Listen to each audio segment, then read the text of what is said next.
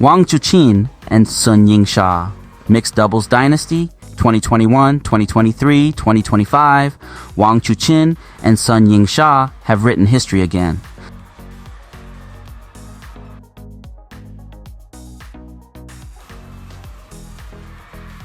The Chinese pair claimed their third consecutive mixed doubles world championship title, winning the ITTF World Table Tennis Championships Finals 2025 in Doha.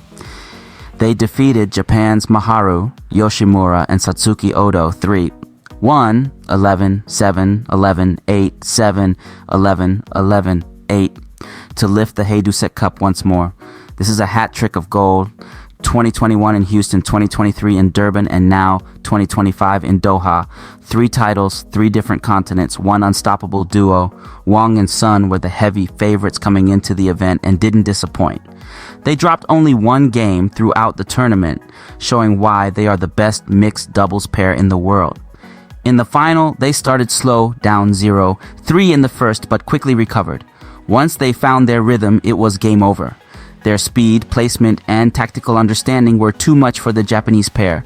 This victory cements Wang Chuqin and Yingsha's legacy, not just champions but legends of the modern era in mixed doubles.